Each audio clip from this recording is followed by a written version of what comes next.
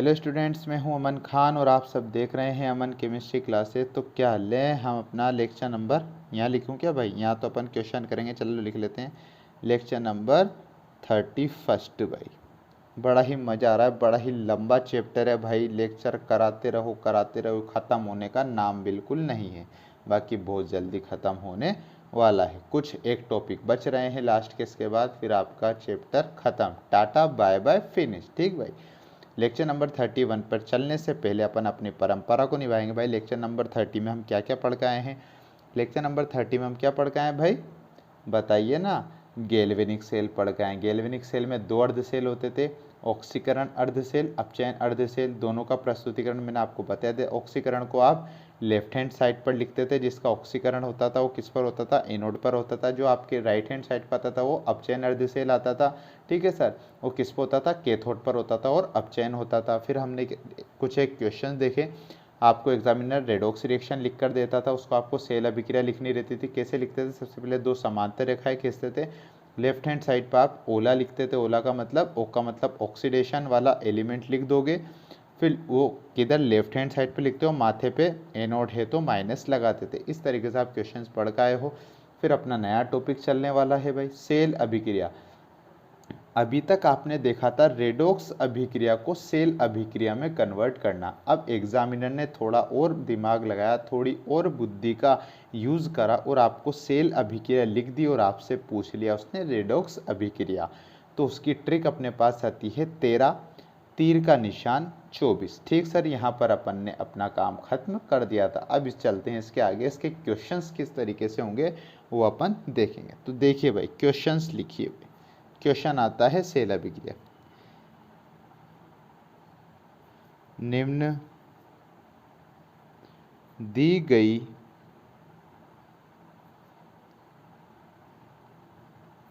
Cell अभिक्रिया की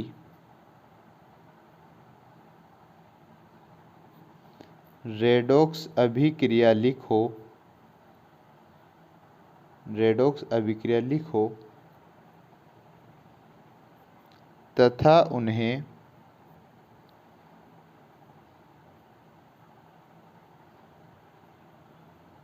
ऑक्सीकरण व अपचयन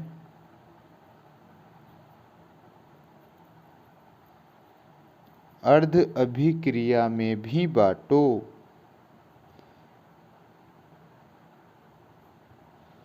क्या है भाई क्वेश्चन? दो रिवीजन एक साथ हो रहे हैं। एक रिवीजन बोल सकते हो, एक तो अपना नया क्वेश्चन बना है, दूसरा है ऑक्सीकरण अर्ध सेल और अपचयन अर्ध सेल लिखना है अपन को। ठीक, निम्न दी गई सेल अभिक्रिया। अब आपको एग्जामिनर सेल अभिक्रिया लिख कर देगा और आपसे रेडॉक्स रिएक्शन पूछ रहा है, और फिर उस जो रेडॉक्स रिएक्शन है उसका ऑक्सीकरण पार्ट अलग से लिखोगे, रिडक्शन पार्ट अलग से लिखोगे। ठीक सर, तो रेडॉक्स रिएक्शन तो देगा नहीं आपको, क्या देगा? ये सेल अभिक्रिया देगा। ठीक, सेल अभिक्रिया क्या दे रखी है एग्जामिनर ने? देखिए भाई, कॉपर सॉलिड समांतर रेखा। हमेशा कॉपर किस में जाते हैं? 2+ आयन में जाते हैं सर। ठीक है, ऑक्सीडेशन है तो कहाँ पर होता है? एनोड पर होता है, इसलिए माइनस लिख रखा है उसने। ज़्यादा आपको परेशान होने की ज़रूरत नहीं है, ये तो रिएक्शन आपको पूरी लिख कर देगा। Ag+ है जो कि एक्वस सॉल्यूशन हमेशा होता है। समांतर रेखा है, Ag+ किस में जाता है? Ag सॉलिड में जाता है। और रिडक्शन कहाँ होता है? हमेशा प्लस, मतलब कहाँ पर होता है? कैथोड पर होता है। ठीक सर, ये आपको उसने क्या दे दिया भाई? एक सेल अभिक्रिया लिखकर उसने आपको दे दी। अब पूछ रहा है वो आपसे कि इसकी रेडॉक्स अभिक्रिया हमें लिखकर बताओ। तो हम सर से बोलेंगे, सर हम तीर चलाएंगे और इसका आंसर निकालेंगे। क्या चलाएंगे? हम इसमें तीर चलाएंगे और इसका आंसर निकालेंगे। सर के सामने मत कह देना, किसी के सामने, ठीक है सर, पागल बनाएगा। ठीक, वो तीर का निशान तो अपन अपनी कॉपी में चलाएंगे भाई, है ना, किसी को पता भी नहीं लगने देना। ऐसा तीर का निशान चलाएंगे तो इसकी ट्रिक माइंड में घूम जानी चाहिए कि सर ने बोला था जब भी सेल अभिक्रिया लिखी हुई आ जाए उसकी अपन को रेडॉक्स रिएक्शन बनाना हो तो हम क्या करेंगे? 13 तीर का निशान 24 कर देंगे। ये लिख रही है भाई ऊपर। तो सबसे पहले नंबर डाल लो, इस पोर्शन को फर्स्ट नंबर, इसको सेकेंड, इसको 3, इसको 4। कोई दिक्कत भाई यहाँ तक नहीं है। अब अपना सॉल्यूशन स्टार्ट होगा, सॉल्यूशन अपन करते हैं स्टार्ट। ठीक भाई, सॉल्यूशन देखो भाई कैसे होता है सॉल्यूशन, मज़ा आएगा। ट्रिक याद है भाई आपको, 13 तीर का निशान 24, पक्की बात भाई आपकी कॉपी में लिख रही होगी, देख लेना भाई, जिसके नहीं लिख रही हो कोई दिक्कत नहीं है। 13 मतलब 1,3, पहले नंबर पे कौन आ रहा है, कॉपर आ रहा है, तो 13 लिखते हैं सबसे पहले, कॉपर सॉलिड। ठीक सर, यही आपकी ट्रिक, यहाँ लिख देता हूँ मैं साइड में। ठीक, 13 तीर का निशान 24, ये मात्र इतनी सी ट्रिक है आपकी सेल अभिक्रिया से रेडॉक्स अभिक्रिया लिखने की। 13 पहले नंबर पे कौन है, कॉपर सॉलिड, लिख दिया, प्लस लगा दो। तीसरे नंबर पे कौन है, Ag प्लस, हमने यहाँ पर Ag प्लस भी लिख दिया, कोई दिक्कत नहीं है। अब क्या आएगा सर, तीर का निशान आएगा जो हमने लगा दिया। ठीक सर, क्या आएगा 24 2, दूसरे नंबर पे क्या है, कॉपर 2 प्लस है एक्वस सॉल्यूशन में, ये भी एक्वस सॉल्यूशन में है, कोई दिक्कत नहीं है, प्लस लगा दो। चौथे नंबर पे क्या है, Ag सॉलिड है, कोई दिक्कत नहीं है। अब आप जानते हो Ag जो होता है वो 2 की फॉर्म में होता है सर। ठीक सर, लिख रखा है अपन अभी, पिछली रिएक्शन में लिख के आए, इसलिए 2 की फॉर्म में होता है Ag। ठीक है सर, क्योंकि Ag के माथे पे Ag जो पाया जाता है ना 2 प्लस की फॉर्म में पाया जाता है। ठीक सर, इस वजह से बैलेंस करने में आप जब भी करते हो तो 2 लग जाता है, अन्यथा इसकी कोई आवश्यकता नहीं है। तो देखो कितनी सिंपल ट्रिक है, जिसने अपने 13 तीर का निशान 24 से क्वेश्चन ही सोल्व कर दिया। सेल अभिक्रिया लिखी, अपन ने क्या करा, सबसे पहला काम अपना है नंबर डालना, 1 2 3 4, चारों पे नंबर डाले। 13 तीर का निशान 24, 13 पहले नंबर पे कौन है, कॉपर सॉलिड, लिख दिया, प्लस लगाएंगे। तीसरे नंबर पे कौन है, Ag प्लस, लिख दिया। ठीक, एक और सोल्यूशन, तीर का निशान आ गया। 24 क्या है, कॉपर 2 प्लस है। चौथे नंबर पे क्या है, Ag सॉलिड है। बात खत्म, आपका क्वेश्चन होता है कंप्लीट। रेडॉक्स अभिक्रिया लिखनी थी, अपना पहला task, step number first complete हो गई भाई। आंसर तो यही हो गया आपका। ठीक, लेकिन उसने एक एक्स्ट्रा आंसर क्वेश्चन भी इसमें दे दिया कि उन्हें ऑक्सीकरण व अपचयन अर्ध अभिक्रिया में बांटो। अब आप अपन को क्या करना है, एक तो ऑक्सीकरण अर्ध अभिक्रिया, ठीक, इधर लिख देंगे और इधर अपचयन अर्ध अभिक्रियापन राइट हैंड साइड पर लिख देंगे, कोई दिक्कत नहीं है। ठीक, दोनों के पार्ट लिख देंगे, एक एक लाइन की होती है। अब ऑक्सीकरण किसका हो रहा है भाई, जानते हो समांतर रेखा के लेफ्ट हैंड साइड पर होता है वो ऑक्सीकरण होता है। कैसे होता है, कॉपर होता है सॉलिड। ठीक सर, कॉपर सॉलिड होता है, किस में चेंज होता है, हमेशा कॉपर 2 प्लस में चेंज होता है। इसका मतलब इसने कितने, 2 माथे पे 2 आयन प्लस के हैं, तो इसने कितने इलेक्ट्रॉनों का त्याग कर रखा है सर, 2 इलेक्ट्रॉनों का त्याग कर रहा था। ये ऑक्सीकरण अर्ध अभिक्रिया कंप्लीट। क्या करा हमने, कॉपर सॉलिड, तीर का निशान मतलब कॉपर सॉलिड जो होता है वो ऑक्सीडेशन कब बतलाता है, जब उसके माथे पे 2 प्लस आ जाता है। 2 प्लस का मतलब इसने 2 इलेक्ट्रॉनों का त्याग कर दिया भाई, कोई दिक्कत नहीं, ये हो गया आपका ऑक्सीकरण अर्ध अभिक्रिया।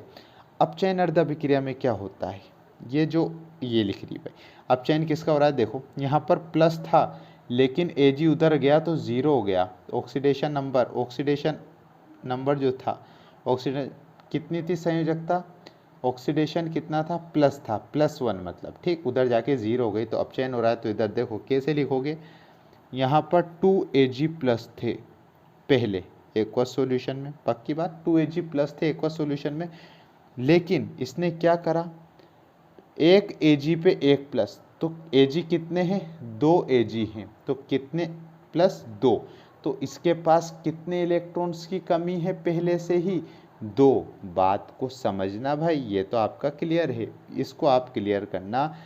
एक Ag पे एक प्लस है, लेकिन यहाँ पर Ag कितने हैं, 2 हैं, तो 2 Ag पे कितने प्लस हो गए, 2 प्लस हो गए। और प्लस कब आता है, जब कोई इलेक्ट्रॉन त्याग देता है, जब कोई इलेक्ट्रॉन त्याग देता है तो प्लस बनाता है। तो इस Ag के पास कितने इलेक्ट्रॉन्स की कमी हो गई, 2 इलेक्ट्रॉन्स की कमी हो गई। अब Ag क्या करता है, ये जो कॉपर 2 इलेक्ट्रॉन त्यागता है ना, ये 2 इलेक्ट्रॉनों को ग्रहण कर लेता है। ये इसने 2 इलेक्ट्रॉनों को ग्रहण कर लिया और ये 2 इलेक्ट्रॉन को ग्रहण करके क्या बना लेता है सर, Ag सॉलिड बना लेता है। देख लो, Ag प्लस था, फिर इसने इलेक्ट्रॉन को ग्रहण किया जो कॉपर ने त्यागे, और किस में बदल गया, ये Ag सॉलिड में बदल गया। ठीक, ऐसे आपको ऑक्सीकरण अर्ध अभिक्रिया और अपचयन अर्ध अभिक्रिया लिखनी आनी चाहिए। कोई दिक्कत भाई यहाँ तक नहीं होनी चाहिए। ठीक सर, मैंने आपको बता दिया कि कैसे आप रेडॉक्स रिएक्शन से सेल अभिक्रिया लिखते हो और कैसे आप एक सेल अभिक्रिया से रेडॉक्स रिएक्शन लिखते हो। एक की ट्रिक थी ओला बराबर R2C, तो दूसरी की ट्रिक अपन ने देखी 13 तीर का निशान 24, और इसमें अपना रिवीजन भी हो गया ऑक्सीकरण अर्ध अभिक्रिया का और अपचयन अर्ध अभिक्रिया का। ठीक सर, ये टॉपिक भी अपना होता है समाप्त। अपन चलते हैं नेक्स्ट टॉपिक की ओर। तो देखिए भाई क्या है, हेडिंग डाल लीजिए,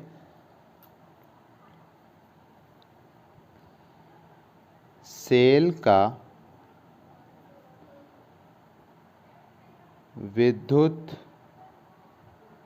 वाहक बल। विद्युत वाहक बल क्या होता है भाई, ईएमएफ होता है। ठीक सर, सेल का विद्युत वाहक बल क्या होता है, इसके बारे में अपन पूरी नॉलेज लेंगे। तो कंप्लीट लिखते रहो भाई। यह दो इलेक्ट्रोडों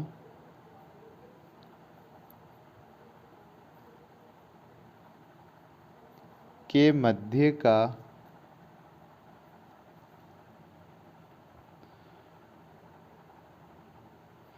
वह विभवांतर है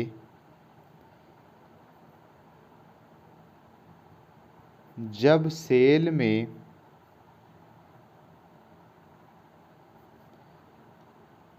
विद्युत धारा संपन्न या प्रवाहित नहीं हो रही हो, इसे सेल विभव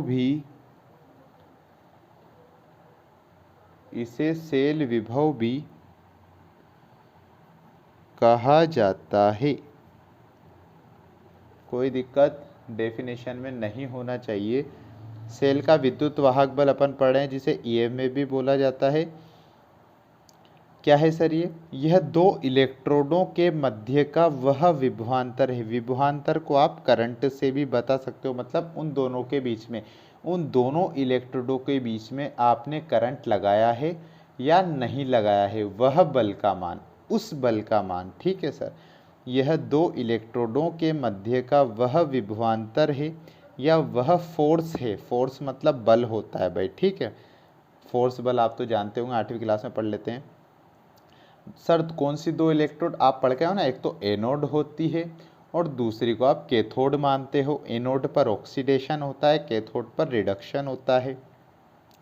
तो यह दो इलेक्ट्रोडों के मध्य का वह विभवांतर है। ये कब लगता है, जब सेल में विद्युत धारा संपन्न या प्रवाहित नहीं हो रही हो।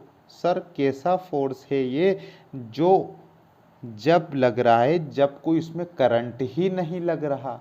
जब सेलों में, जब दोनों इलेक्ट्रोडों में करंट नहीं बहेगा, मतलब विद्युत धारा जो आई बताते हो ना, विद्युत धारा होगी वो अपना काम नहीं करेगी, तब उस बल को क्या बोलते हो, विद्युत वाहक बल बोलते हो। ठीक है सर, विद्युत वाहक बल कब होता है, जब दो इलेक्ट्रोडों के मध्य का वह विभवांतर है, जब सेल के बीच में या सेल के अंदर आपने विद्युत धारा प्रवाहित नहीं कर रखी है, उसका स्विच ऑन आपने नहीं कर रखा है, तो उस बल को आप क्या बोलते हो, सेल का विद्युत वाहक बल बोलते हैं। उसका दूसरा नाम भी होता है सेल विभव। एग्जामिनर या तो सेल विभव दे देगा या फिर विद्युत वाहक बल आपको दे देगा। ठीक है भाई, दोनों नाम में से किसी भी नाम से आपसे पूछा जा सकता है। ठीक सर, कोई दिक्कत नहीं। अब सेल का विद्युत वाहक बल कैसे निकाला जाता है, उसकी भी एक फॉर्मूला है, उसकी लाइन भी अलग से तो लिखिए भाई, एरो लगा के नीचे लिख लेना। सेल का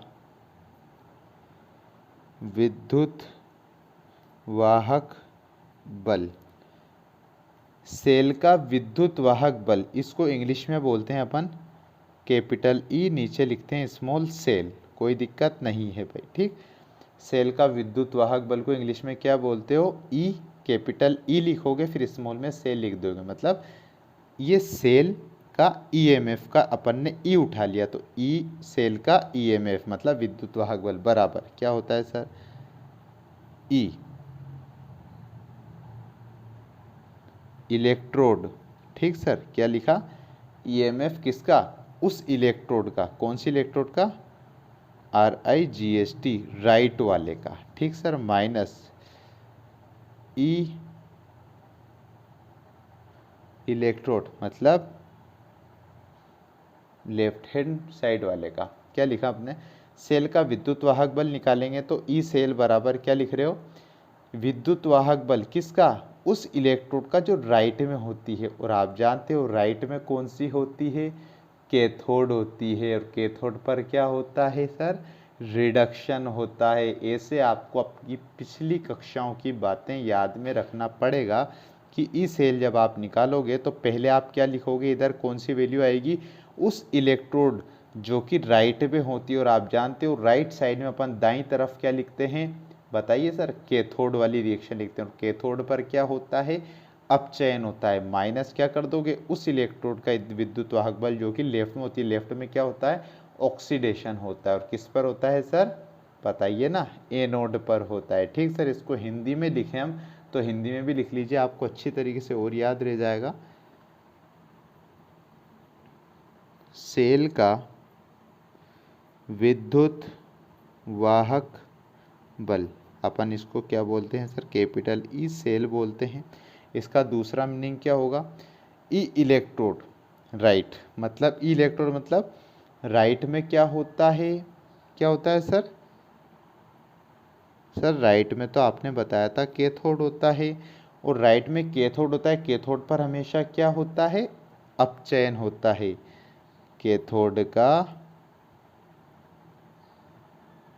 अपचयन विभव, इसका मतलब क्या है, राइट है तो कैथोड है, और कैथोड पर हमेशा अपचयन होता है, और ईएमएफ का मतलब विभव होता है, ये मैंने आपको यहाँ बता रखा है, इसे सेल विभव कहते हैं। तो कैथोड का अपचयन विभव माइनस इधर क्या जाएगा, लेफ्ट में क्या होता है, एनोड होता है, एनोड पर क्या होता है, ऑक्सीकरण होता है, क्या होता है सर, ऑक्सीकरण होता है, और वही ईएमएफ का मतलब विभव होता है, कोई दिक्कत यहाँ तक नहीं है।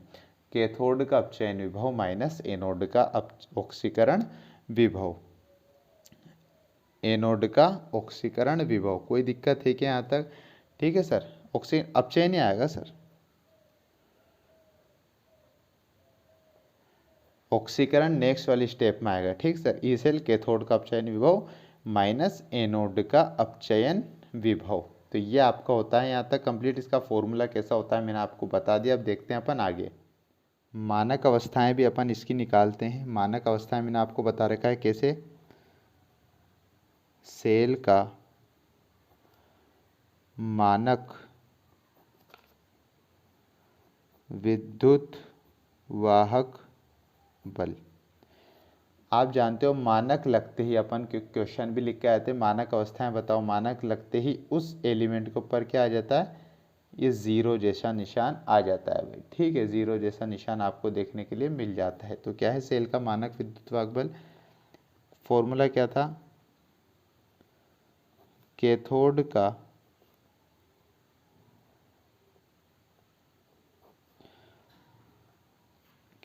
का मानक अपचयन विभव, कोई चेंज नहीं है यहाँ पर, अपचयन के पहले मानक अपचयन विभव आ जाएगा भाई, माइनस एनोड का मानक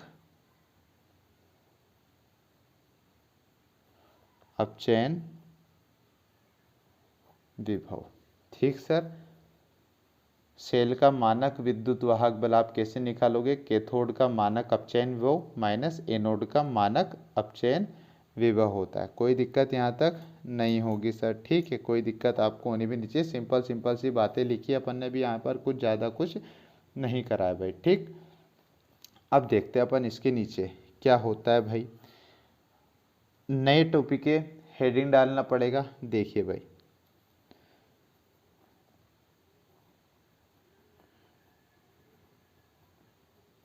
इलेक्ट्रोड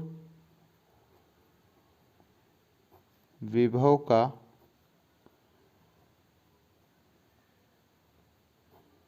निर्धारण। क्या देखेंगे? इलेक्ट्रोड विभव का निर्धारण, कि इलेक्ट्रोड विभव का निर्धारण किस तरीके से आप करते हो। तो देखिए, एकल इलेक्ट्रोड विभव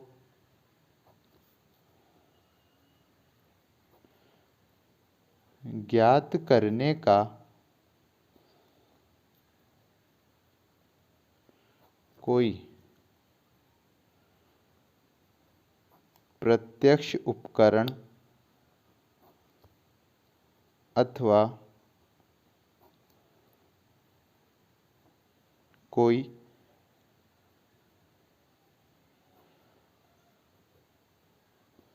प्रत्यक्ष विधि नहीं है, अतः इसका निर्धारण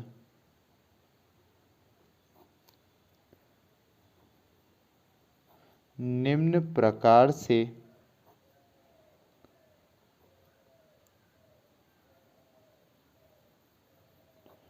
अप्रत्यक्ष विधि द्वारा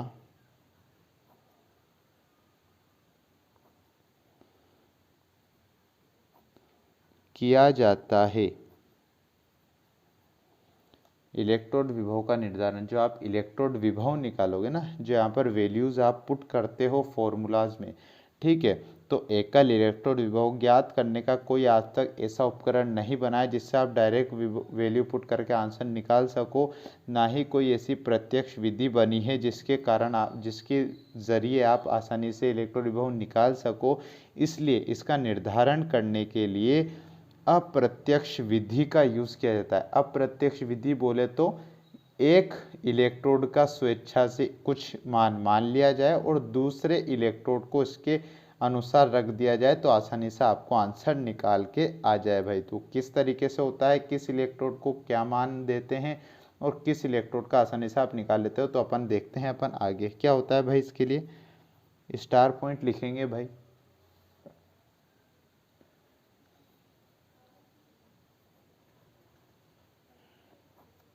इसके लिए सर्वप्रथम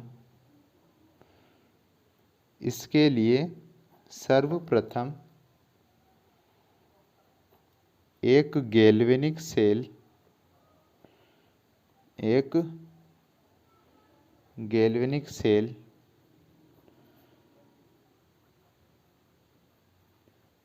का निर्माण करते हैं,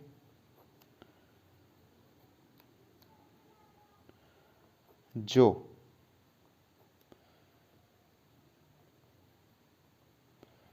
दो इलेक्ट्रोडों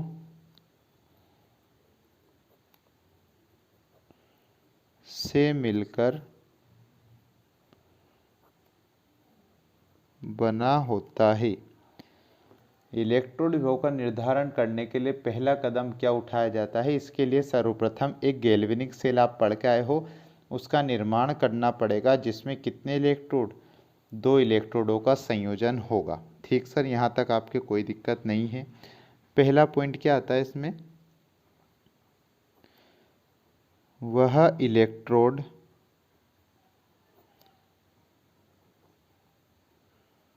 जिसका विभव ज्ञात करना हो।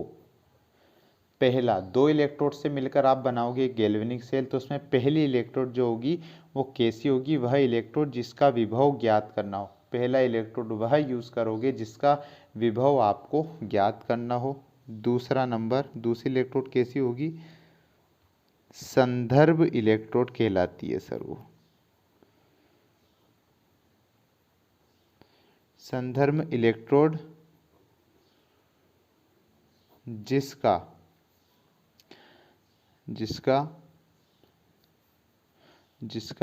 विभव ज्ञात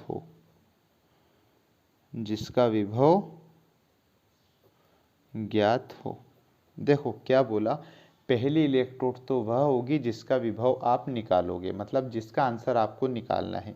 और दूसरी इलेक्ट्रोड क्या होती है आपके पास, संदर्भ इलेक्ट्रोड होती है जिसका विभव आपको पहले से पता होता है। तो इसकी तुलना में आप इससे कर दोगे तो आपका आंसर आसानी से निकल जाएगा। ठीक भाई, कोई दिक्कत नहीं है। ठीक, अब स्टार पॉइंट लिखेंगे। सर ये संदर्भ इलेक्ट्रोड ऐसी कौन सी है जिसका विभव हमें पता है पहले से ही, तो हम इसके बारे में देखते हैं।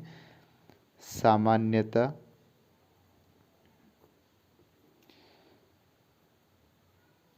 संदर्भ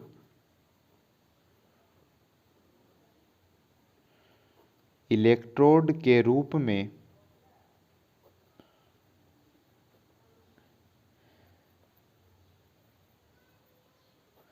मानक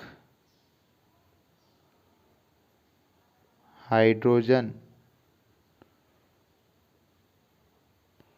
इलेक्ट्रोड, मानक मतलब स्टैंडर्ड हाइड्रोजन इलेक्ट्रोड, SHE बोला जाता है। ठीक सर, मानक हाइड्रोजन इलेक्ट्रोड SHE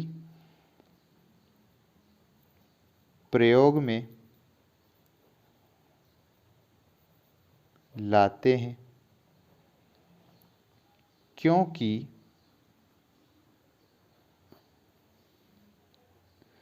मानक हाइड्रोजन इलेक्ट्रोड का इलेक्ट्रोड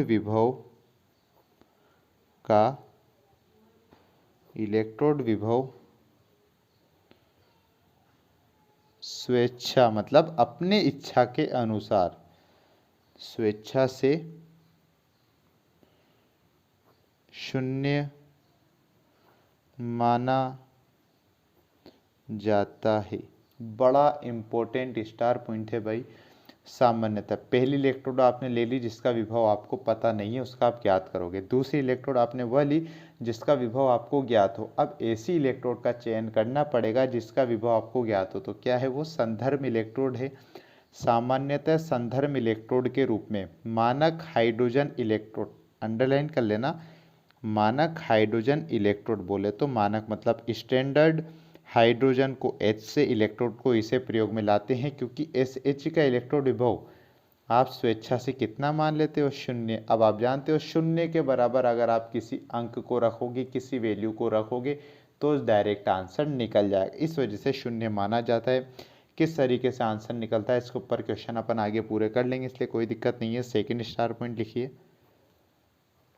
बस अभी आपको ये बता रहे हैं कि इलेक्ट्रोडों का चयन किस प्रकार से करोगे। हमेशा एक इलेक्ट्रोड तो आपको वह होगी जिसका आपको ज्ञात करना है, दूसरी वह होगी, कौन सी होगी, SHE हाइड्रोजन इलेक्ट्रोड होगी जिसका 0 मानना है। ठीक सर, इस प्रकार निर्मित गैल्वेनिक सेल के विद्युत वाहक बल का मापन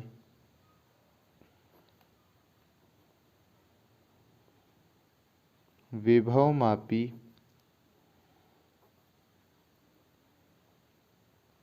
की सहायता से निम्न प्रकार ज्ञात कर लिया जाता है। ठीक सर, हमने क्या क्या स्टेप करी, क्या क्या हमने घटना करी, इसमें हमने इसमें कुछ नहीं करा। एक गैल्वेनिक सेल का निर्माण किया, उस गैल्वेनिक सेल में 2 इलेक्ट्रोड लगाई, एक इलेक्ट्रोड जिसका विभव हमें निकालना है और दूसरी संदर्भ इलेक्ट्रोड लगाई जिसको हमने मानक हाइड्रोजन इलेक्ट्रोड मान ली क्योंकि उसका हमने 0 मान लिया विभव। तो इस प्रकार निर्मित जो गैल्वेनिक सेल बनेगा उसका विद्युत वाहक बल का मापन विभवमापी की सहायता से आप ज्ञात कर लेते हो। ठीक है सर, फॉर्मूला क्या होता है आप जानते हो, ई सेल बराबर ई इलेक्ट्रोड मतलब जो इलेक्ट्रोड का विद्युत वाहक बल क्या आता है इधर, सबसे पहले राइट हैंड साइड वाली माइनस ई इलेक्ट्रोड किधर वाली, लेफ्ट हैंड साइड वाली। ये आपका फॉर्मूला होता है फाइनल तरीके से, जिसको आप यूज़ करोगे सेल का विद्युत वाहक बल, मतलब सेल का विद्युत वाहक बल जो आप निकालोगे ना, वो इस फॉर्मूले के द्वारा निकालोगे। ऊपर अपन हिंदी में लिख के आ सकते हैं, क्या लिख के आए भाई, क्या होता है ये बताइए। राइट में क्या होता है, राइट में कैथोड होता है, मतलब कैथोड का अपचयन विभव माइनस एनोड का अपचयन विभव। ठीक सर, मैंने आपको बता दिया है, फॉर्मूला बता दिया। क्या विधि रहेगी, अप्रत्यक्ष विधि रहेगी। अप्रत्यक्ष विधि में क्या लोगे, गैल्वेनिक सेल लोगे। गैल्वेनिक सेल में 2 इलेक्ट्रोडों का चयन करोगे। पहली इलेक्ट्रोड का आपको विभव निकालना है, दूसरी को संदर्भ इलेक्ट्रोड माना, उसमें आपने मानक हाइड्रोजन इलेक्ट्रोड को यूज़ करा, क्योंकि उसका आपने स्वेच्छा से विभव 0 मान लिया। आप 0 के तुलना कर दोगे, आपका आंसर डायरेक्ट बिना सोल्व करे निकल जाएगा, इसलिए हम मानक हाइड्रोजन इलेक्ट्रोड का यूज़ इसमें करते हैं। ठीक सर, फॉर्मूला ये होता है, इसके आगे पढ़ेंगे अपन अपने नेक्स्ट लेक्चर में भाई। आई होप कि आपको वीडियो अच्छी लगी हो। अगर वीडियो अच्छी लगी हो तो लाइक करें, शेयर करें भाई। कुछ प्रॉब्लम आती हो तो कमेंट कर दिया करो, और हमारे चैनल को सब्सक्राइब कर देना और बेल आइकन को प्रेस कर देना, जिससे हमारे आने वाली वीडियो की नोटिफिकेशन आप तक आसानी से आ सके।